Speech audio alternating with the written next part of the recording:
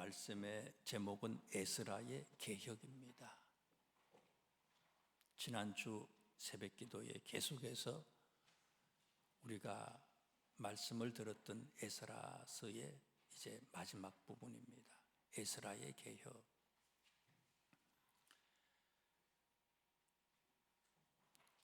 하나님은 일찍이 이스라엘 백성들에게 이방 여인들과 결혼하지 말라고 통혼 금지법을 명령하셨어요.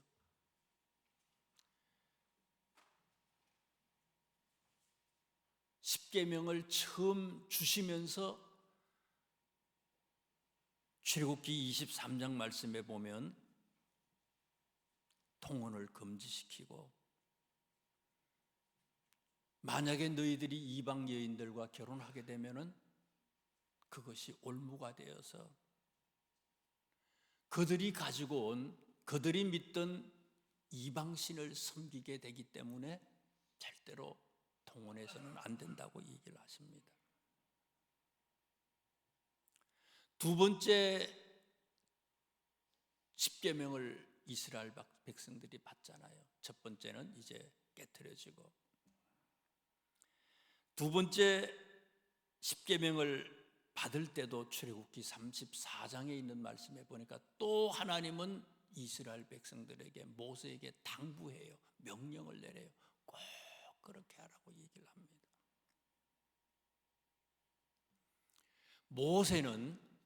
모세의 유언이 신명기 아닙니까? 신명기인데 신명기 7장에 있는 말씀에 보면 특별히요, 마지막 유언을 남기면서 모세가 이 통혼 금지법에 대해서 이스라엘 백성들에게 기억을 시키고 꼭 이 말씀대로 행하라고 얘기를 합니다. 뿐만 아니라 모세의 뒤를 이어서 지도자가 됐던 여호수아도 이제 임종을 앞두고 유언을 남겨요. 유언을 남기는데 그때도 마찬가지예요. 여호수아 23장에 있는 말씀에 보니까 23장 12절에 통혼 금지법에 대해서 얘기를 하고 이 명령을 너희들이 따라야 된다고 얘기를 합니다. 그런데 우리가 에스라서를 계속해서 이게 쭉 묵상해 왔는데, 에스라서 말씀해 보니까 이스라엘 사람들이 바벨론 포로 생활을 하다가 예루살렘으로 귀환해서 오잖아요. 2차 귀환을 했어요. 얼마 만에 이 사람들이 범죄하게 됐어요? 통혼 이 규례를 얼마 만에 깨트리게 됐어요? 앞에 있는 말씀들을 쭉 보다 보면요, 오자마자 범죄하기 시작했어요. 4달이 지나서 그 소식이 들려지잖아요. 에스라가 4달이 지나서 그 소식을 들었어요. 그래서 이것 때문에 에스라가 영적인 개혁을 하는 그런 내용들이 이 에스라서에 쭉 기록이 되어 있고요, 이 10장에 있는 말씀은 그 마무리에 관한 얘기들이 소개가 되고 있습니다. 그래서 이 에스라가 얘기하고 있는, 에스라서에서 얘기하고 있는 이 에스라의 개혁의 특징을 몇 가지 말씀을 드리려고 해요. 15절에 있는 말씀을 한번 보십시다. 15절. 오직 아사헬의 아들 요나단과 디과의 아들 야스야가 일어나 그 일을 반대하고 무술람과 레위 사람 삽부대가 그들을 돕더라. 15절에 나오는 사람들은 어떤 사람들이에요? 개혁에 반대하는 사람들이에요. 안 된다고 얘기하는 사람이에요.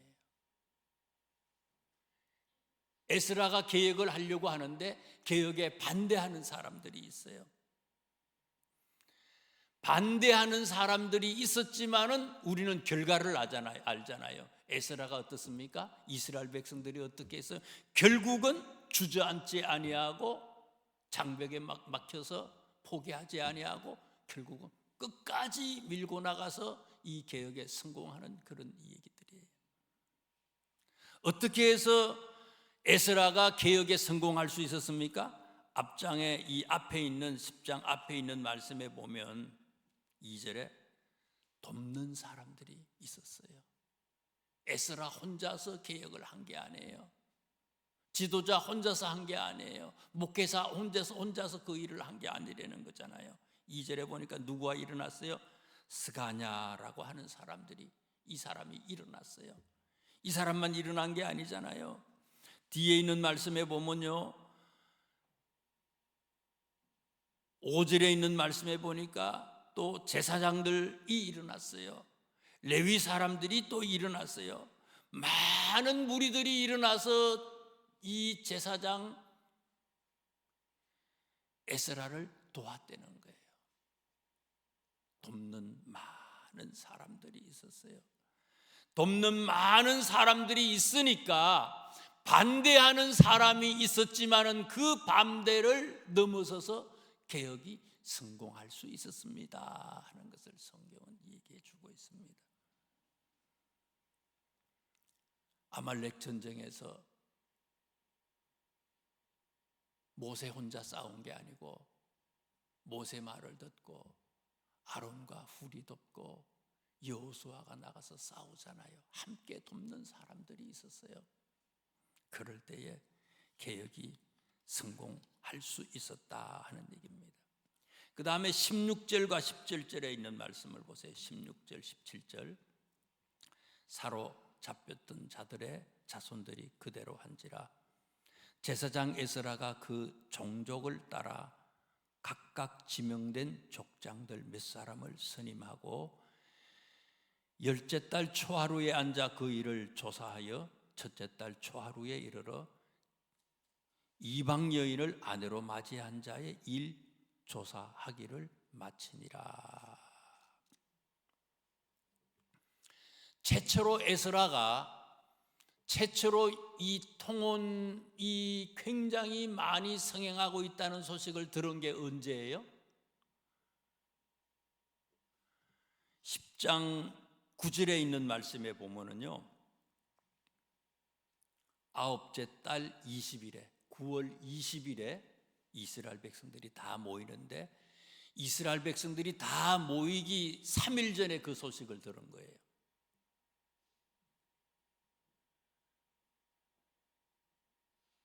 한 17일 정도에 들었는가요? 9월달. 그리고 20일쯤에 이스라엘 백성들을 다 소집했어요. 그 다음에 10월 1일 날 오늘 16절과 17절 말씀해 보니까 16절에 열째 달 초하루에 이방 사람들하고 결혼한 사람들이 누구인지 조사하기를 시작했어요. 9월 말에 알게 되고 10월 1일부터 조사하기 시작을 했어요. 그래가지고 17절에 있는 말씀에 보니까 첫째 달 초하루에 이르러 이방 여인을 아내로 맞이한 자의 일 조사하기를 마치니라. 언제 이 조사하는 것을 다 마쳤다고요? 1월 1일 날 마쳤어요. 9월 말에 알아가지고 사람들을 막 소집하고요 해가지고 10월 1일부터 조사하기 시작해가지고 12월 달에 다 조사를 마쳤다는 거예요. 우리나라 인구조사를 해도요, 우리나라는 그래도 좀 될지도 몰라요.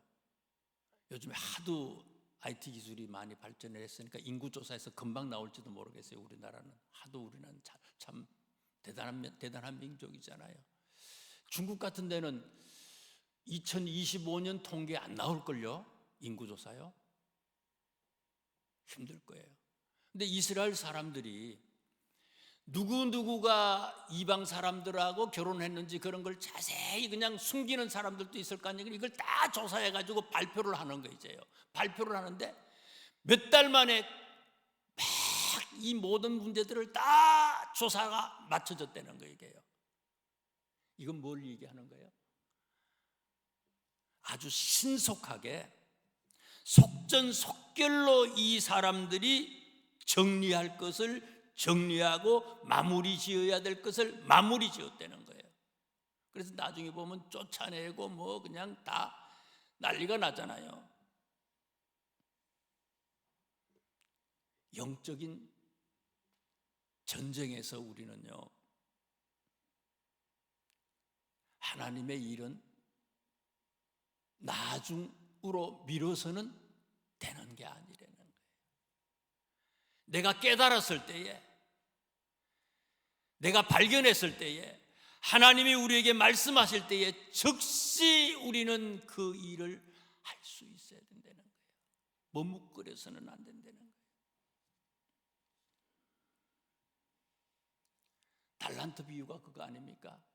5달란트, 2달란트 받았던 사람은 곧바로 바로 가서 또다시 장사를 해가지고 5달란트, 2달란트를 남겼지만은 1달란트 받은 사람은 땅에 그냥 묻어두잖아요. 하지 않았어요. 생각 중이에요. 하나님의 일은 적시 하는 거예요. 바로 하는 거예요. 머뭇거리는 건 아니라는 거예요. 그 다음에 이제 오늘 말씀을 이렇게 보시다 보면 18절 말씀부터 끝까지 말씀을 이렇게 보세요. 18절 위에 있는 말씀에 보니까 뭐라고 적어놨어요? 이방 여자와 결혼한 남자들, 이방 사람들과 통혼한 사람들의 명단을 이렇게 소개를 했어요. 일일이 다 누구고 다 기록을 했어요. 제가 이렇게 헤어봤더니 전체 이 사람들의 숫자가 한 111명 정도가 돼요. 111명. 이 111명인데 도대체 이 111명이 이방 사람들하고 결혼을 했는데 이때 당시에 이스라엘 사람들의 숫자가 몇 명 정도 될까 한번 제가 한번 추정을 해봤어요. 1차 귀환할 때에, 오늘 이 사건이 일어나기 80년 전에 1차 귀환할 때에 몇 명이 귀환을 했다고 그랬어요? 42,360명이 귀환했다고 그랬어요. 대충 4만 명이라고 생각하고요. 저희는 제가 여섯째예요. 여섯째. 제 밑에 또 하나 있어요. 일곱 명이에요. 제 아버님, 어머니 9명이야. 우리 집 식구는요. 근데 많지 않아요. 옛날에는요 굉장히 많았어요. 굉장히 많아요. 무지장 많아요. 거의 7, 8명은 기본 아니에요. 자, 그래서요 42,360명이 왔는데 4만 명이라고 생각하고 80년 전에 4만 명이 한 집에 5명이 있다고 생각해봐요. 아주 작게 잡아서 5명이라고 생각해봐요. 한 집에 엄마 아빠 빼고 3명 자녀라고 생각해가지고 5명이라고 생각하고 5명 곱하기 4만 명, 그럼 몇 명이에요? 20만 명인가? 20만 명. 이스라엘 백성이 20만 명이 1차 귀환할 때 왔어요. 그런데 지금 몇 년 됐어요? 80년이 됐어요. 20만 명이 산하 제한하지 아니하고 80년이 지나면 도대체 몇 명이 됐을까?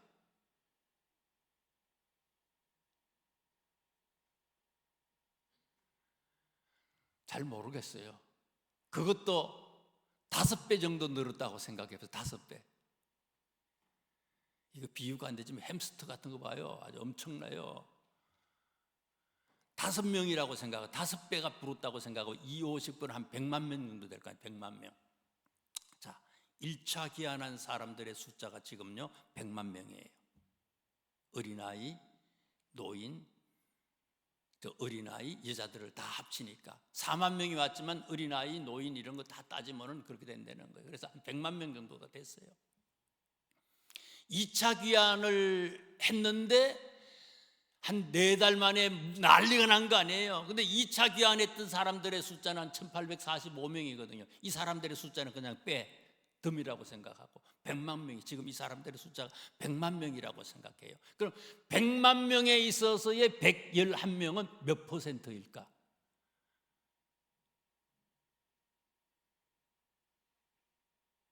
몇 %예요? 한 0.01% 정도 돼요. 0.01%. 0.01%면 많은 숫자예요? 작은 숫자예요? 진짜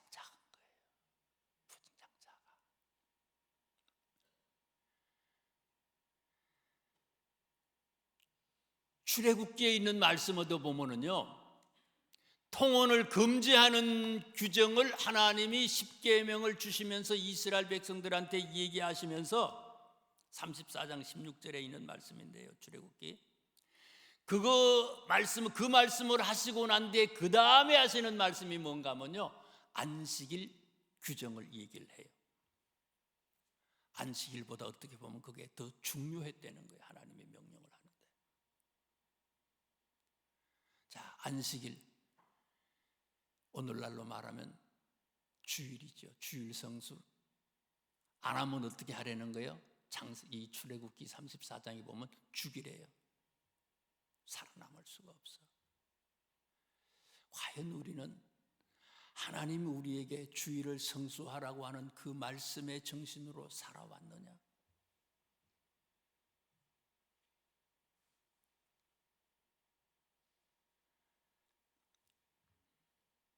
그러면 도대체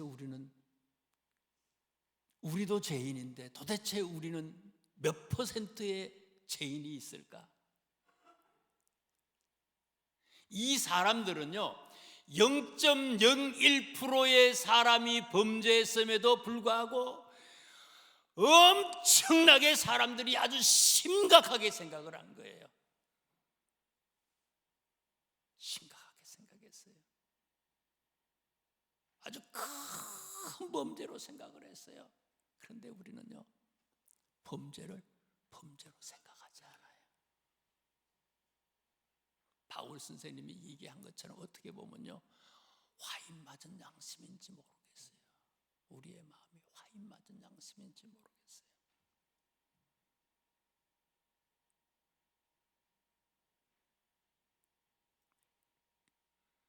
마태복음 16장 말씀에 예수님이 얘기하셨어요.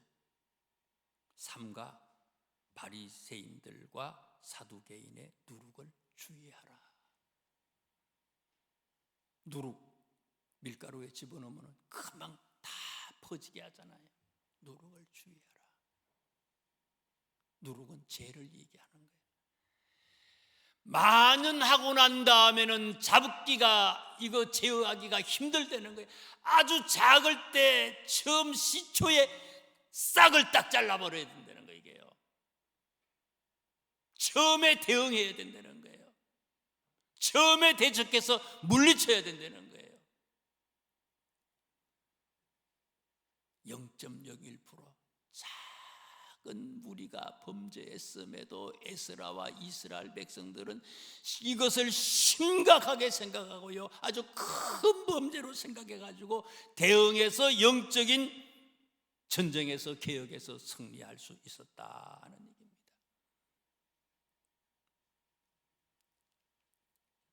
고린도후서 6장 14절에 있는 말씀, 15절에 있는 말씀에 바울 선생님은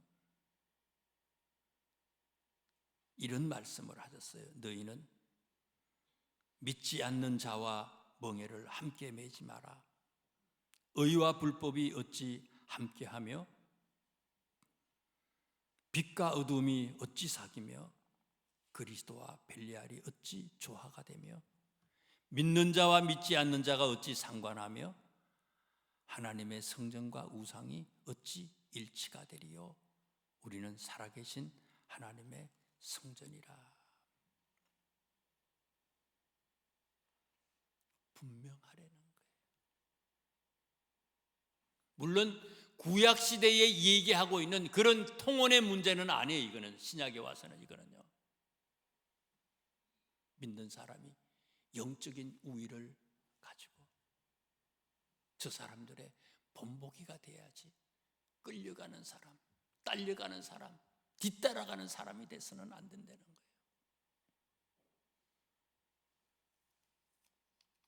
문제는 있지만 그 문제를 슬기롭게 거룩하게 잘 해결했던 에스라와 이스라엘 백성들처럼 우리들도 우리 앞에 있는 모든 문제들을 하나님의 의대로 지혜롭게 거룩하게 잘 풀어낼 수 있기를 주님의 이름으로 축원합니다.